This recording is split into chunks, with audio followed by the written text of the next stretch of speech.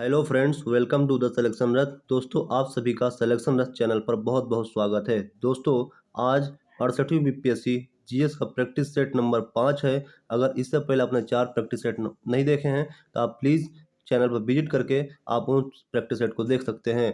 दोस्तों, आप लोग सेट 1 से लेकर सेट 4 तक देख लीजिएगा और आज सेट नंबर 5 कराने जा रहा हूँ। तो चलिए दोस्तों, शुरू करते हैं। दोस्तों, पहला प्रश्न है, भारत में पर्यावरण संरक्षण अधिनियम कब पारित किया गया? पर्यावरण संरक्षण अधिनियम कब पारित किया गया है दोस्तों? इसका सही जवाब हो जाएगा ऑप्शन नंबर सी, 1986, 1986।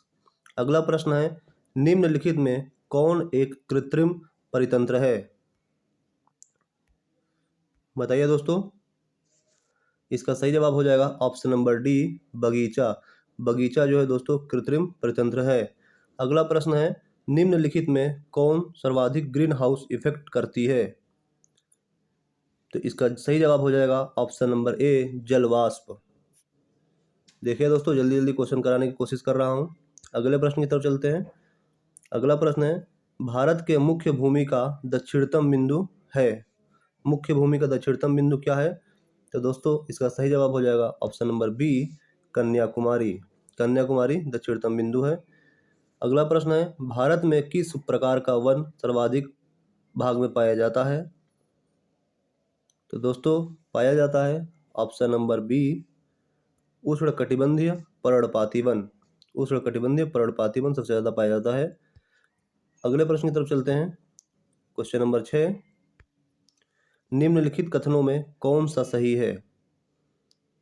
देखिए दोस्तों, पहला कथन है, हिमालय के पश्चिमी भाग की अपेक्षा पूर्वी भाग में अधिक विविधता पाई जाती है।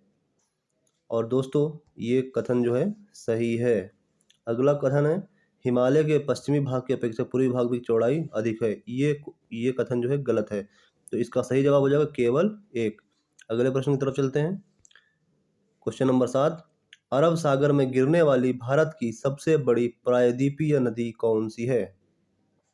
तो दोस्तों, इसका राइट आंसर हो जाएगा ऑप्शन नंबर सी, नर्मदा नदी। चाय की खेती के लिए निम्न में से कौन सी घाट मिट्टी सबसे उपयुक्त है? चाय की खेती के लिए कौन सी मिट्टी सबसे उपयुक्त है? तो दोस्तों, इसका सही जवाब हो जाएगा ऑप्शन नंबर ए, अम्लीय मिट्टी। अगले प्रश्न की तरफ चलते हैं दोस्तों। अगला प्रश्न है, मानसून निवर्तन होता है। मानसून निवर्तन होता है दोस्तों, ये होता है उत्तर पश्चिम भारत से बंगाल की खाड़ी। उत्तर पश्चिम भारत से बंगाल की खाड़ी, ऑप्शन नंबर सी। दोस्तों, गलती से हो गया। ऑप्शन नंबर डी इसका सही जवाब हो जाएगा, उत्तर पश्चिम भारत से बंगाल की खाड़ी। अगले प्रश्न की तरफ चलते हैं।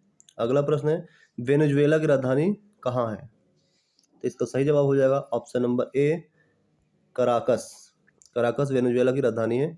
अगले प्रश्न की तरफ चलते हैं।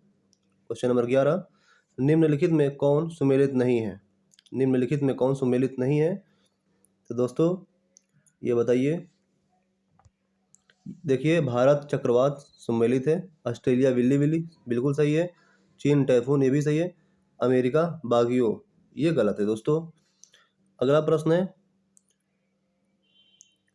है दोस्तों, कोरल रीफ या प्रवाल भित्ति मुख्यतः कहाँ पाई जाती है? कोरल रीफ या प्रवाल भित्ति मुख्यतः कहाँ पाई जाती है? तो दोस्तों, इसका सही जवाब हो जाएगा ऑप्शन नंबर सी, कर्क एवं मकर रेखा के बीच। अगला प्रश्न है, स्वर्ण सिंह समिति का संबंध किससे है? तो इसका सही जवाब हो जाएगा मूल कर्तव्यों से, फंडामेंटल ड्यूटीज। मूल कर्तव्यों से संबंधित है स्वर्ण सिंह समिति की। अगले प्रश्न की तरफ चलते हैं। अगला प्रश्न है, न्यायोचित एवं मानवीय कार्य दशाओं का तथा मातृत्व सहायता के लिए उपबंध संविधान के किस अनुच्छेद में किया गया है? तो इसका राइट आंसर हो जाएगा ऑप्शन नंबर सी, अनुच्छेद 42। अगले प्रश्न की तरफ चलते हैं। क्वेश्चन नंबर 15, भारत के नियंत्रक एवं महालेखा परीक्षक के संबंध में निम्न कथनों पर विचार कीजिए। चलिए दोस्तों, पढ़ कर देख लेते हैं। पहला कथन है, इससे कार्यकाल 6 वर्ष या 62 वर्ष जो पहले हो आयु तक हो, ये सही है। यह राष्ट्रपति के प्रसाद पर्यंत अपने पद पर बना रहता है, ये भी सही है। इनके वेतन एवं अन्य सेवा शर्तें राष्ट्रपति द्वारा निर्धारित की जाती है, बिल्कुल सही है। इसका मतलब सभी उपयुक्त सभी। अगले प्रश्न की तरफ चलते हैं दोस्तों। अगला प्रश्न है, राज्यों में मुख्यमंत्री समेत मंत्रियों की अधिकतम संख्या विधानसभा की कुल सदस्य संख्या के कितने प्रतिशत से अधिक नहीं होनी चाहिए? तो दोस्तों इसका सही जवाब हो जाएगा ऑप्शन नंबर सी, 15%। 15% से अधिक नहीं होनी चाहिए। अगला प्रश्न है, रीट जारी करना उच्चतम न्यायालय के किस क्षेत्राधिकार में आता है? दोस्तों ये काफी इंपॉर्टेंट क्वेश्चन है, पॉलिटी का पॉइंट ऑफ व्यू से काफी ज्यादा इंपॉर्टेंट क्वेश्चन है। तो दोस्तों ध्यान से देखिए, इसका सही जवाब क्या हो जाएगा? इसका सही जवाब होगा ऑप्शन नंबर बी, न्यायाधीश क्षेत्राधिकार। अगला प्रश्न है, दल बदल अधिनियम एंटी डिफेक्शन लॉ संबंधित संशोधन कब पारित किया गया? तो दोस्तों इसका राइट आंसर हो जाएगा ऑप्शन नंबर बी, 1985 में। अगले प्रश्न की तरफ चलते हैं। अगला प्रश्न है, सर्वप्रथम प्रत्यक्ष चुनाव का प्रावधान निम्नलिखित में से किस अधिनियम द्वारा किया गया? तो दोस्तों इसका राइट आंसर हो जाएगा ऑप्शन नंबर सी, भारत शासन अधिनियम 1919। Option number C, option number C. चलते हैं अगले प्रश्न की तरफ। अगला प्रश्न है, प्रधानमंत्री का राष्ट्रपति की सूचनाएं प्रदान करने संबंधी कर्तव्यों का उल्लेख है। प्रधानमंत्री का राष्ट्रपति को सूचनाएं प्रदान करने संबंधी कर्तव्य को उल्लेख किस अनुच्छेद में दिया गया है, ये आपको बताना है। इसका राइट आंसर हो जाएगा ऑप्शन नंबर डी, अनुच्छेद 78। अनुच्छेद 78 में कर्तव्य होगा कि प्रधानमंत्री राष्ट्रपति को सूचना प्रदान करे। अगला प्रश्न है, निम्नलिखित में से कौन सा देश प्रातःकाल शांति की भूमि लैंड ऑफ द मॉर्निंग काम के नाम से जाना जाता है? तो दोस्तों वह जाना जाता है दक्षिण कोरिया। दक्षिण कोरिया जाना जाता है। विश्व जल संरक्षण दिवस मनाया जाता है, कब मनाया जाता है दोस्तों, ये पूछा गया है। विश्व जल संरक्षण दिवस कब मनाया जाता है तो आपको बताना है। तो इसका सही जवाब हो जाएगा ऑप्शन नंबर बी, 22 मार्च। अगले प्रश्न की तरफ चलते हैं दोस्तों। अगला प्रश्न है क्वेश्चन नंबर 23, स्वदेशी और बहिष्कार आंदोलन का अनुमोदन कांग्रेस के किस अधिवेशन में किया गया? तो स्वदेशी और बहिष्कार आंदोलन का अनुमोदन कांग्रेस के बनारस अधिवेशन 1905 में किया गया था। अगले प्रश्न की तरफ चलते हैं। कांग्रेस की कार्य समिति में भारत विभाजन का प्रस्ताव कब पारित किया गया? कांग्रेस की कार्य समिति में भारत का विभाजन का प्रस्ताव 14 जून 1947 को प्रस्ताव पारित कर दिया गया। अगले प्रश्न की तरफ चलते हैं। क्वेश्चन नंबर 25, संविधान सभा की प्रथम बैठक का आयोजन किस गवर्नर जनरल के द्वारा किया गया? संविधान सभा के प्रथम बैठक आयोजन किस गवर्नर जनरल के द्वारा किया गया? तो इसका राइट आंसर हो जाएगा option number B, Lord Wavell. Lord Wavell द्वारा किया गया। क्वेश्चन नंबर 26, मंगल पांडे ने प्रथम भारतीय स्वतंत्रता संग्राम की शुरुआत की। इसके उपरांत ब्रिटिश सरकार द्वारा उन्हें कब फांसी पर चढ़ा दिया गया या फांसी दे दी गई? तो दोस्तों इसका राइट आंसर हो जाएगा ऑप्शन नंबर सी, 8 अप्रैल 1857। अगला प्रश्न है, वहाबी आंदोलन का प्रमुख क्षेत्र नहीं रहा। वहाबी आंदोलन का प्रमुख क्षेत्र नहीं रहा। देखिए बंगाल था, संयुक्त प्रांत था, लेकिन असम नहीं था। अगले प्रश्न की तरफ चलते हैं दोस्तों। क्वेश्चन नंबर 28, पुस्तक एरिया ऑफ डार्कनेस के लेखक कौन है? एरिया ऑफ डार्कनेस के लेखक कौन है? इसका सही जवाब हो जाएगा वी.एस. नायपाल। नायपाल इसके लेखक हैं। अगला प्रश्न है, सूची 1 का सूची 2 से मिलान करें। सूरत की संधि कब हुई थी? तो दोस्तों आपको पता होना चाहिए, सूरत की संधि 1775 में आनी की। Option number 4। पूना संधि, पूना की संधि कब हुई थी? तो ये हुई थी 1817 में। Option number 3। पुरंदर की संधि कब हुई थी? तो ये हुई थी 1665 में। और देवगांव की संधि 1803 में। तो ये आप ध्यान रखिएगा, इसका मतलब ऑप्शन नंबर सी आपका राइट आंसर हो जाएगा। अब चलते हैं अगले प्रश्न की तरफ। Question number 30। क्वेश्चन नंबर 30 है दोस्तों, निम्नलिखित में से किस ग्रंथ से गुप्त काल के बारे में जानकारी मिलती है? तो गुप्त काल के बारे में जानकारी किस ग्रंथ से मिलती है, ये आपसे पूछा गया है। इसका सही जवाब हो जाएगा ऑप्शन नंबर ए, मृच्छकटिकम।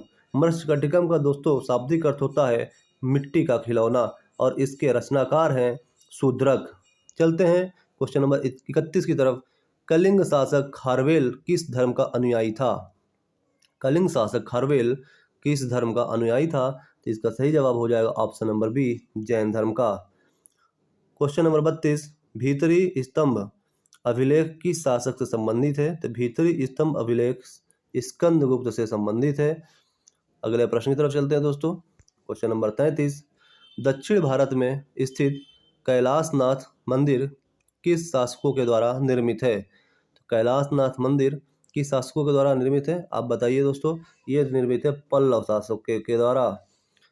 अगला प्रश्न है, सिकंदर की मृत्यु के बाद भारत ने अपनी गर्दन से दास्ता का जुआ उतार फेंका, साथ ही अपने गवर्नरों की हत्या कर दी। इस मुक्ति युद्ध का नायक सेंड्रोकोटस था। चंद्रगुप्त के विषय में यह किसने लिखा? तो दोस्तों ये लिखा था एरियन ने लिखा था। चलते हैं अगले प्रश्न की तरफ। क्वेश्चन नंबर 35, ध्वनि का प्रभाव मानव के मस्तिष्क में संवेदन कितने समय तक रहता है? दोस्तों 1/10 समय तक रहता है। नेत्र में प्रवेश करने वाले प्रकाश की मात्रा का नियंत्रण निम्न में से किस अंग द्वारा किया जाता है? तो दोस्तों इसका सही जवाब हो जाएगा ऑप्शन नंबर डी, आइरिस। अगले प्रश्न की तरफ चलते हैं। रक्त की अशुद्धियां किस अंग में जाकर छनती हैं? रक्त की अशुद्धियां किस अंग में जाकर छनती हैं? तो ये छनती हैं वृक्क में, यानी कि किडनी। चलते हैं अगले प्रश्न की तरफ दोस्तों। रक्त का कितना प्रतिशत भाग प्लाज्मा होता है? तो दोस्तों रक्त का 55 से लेकर के 60% तक के जो है ये प्लाज्मा होता है। अगला प्रश्न है, एक पौधे पर पुष्पन होने के लिए उत्तरदायी हार्मोन है? तो दोस्तों ये है फ्लोरिजीन है। अगला प्रश्न है, इंद्रधनुष किसके कारण होता है? तो इंद्रधनुष परावर्तन व अपवर्तन के कारण की घटना कारण होता है। चलते हैं अगले प्रश्न की तरफ। क्वेश्चन नंबर 41, एक ही पदार्थ के अणुओं के बीच कार्यकारी आकर्षण बल को क्या कहा जाता है? तो दोस्तों इसका राइट आंसर हो जाएगा ऑप्शन नंबर डी, ससंजक बल। चलते हैं अगले प्रश्न की तरफ। किसी अभिक्रिया में भाग लेने वाले पदार्थ का क्या कहलाते हैं? किसी अभिक्रिया में भाग लेने वाले पदार्थ क्या कहलाते हैं? तो दोस्तों इसका सही जवाब हो जाएगा अभिकारक कहलाते हैं। अगला प्रश्न है, क्षारक को जल में घोलने पर क्या मुक्त होता है?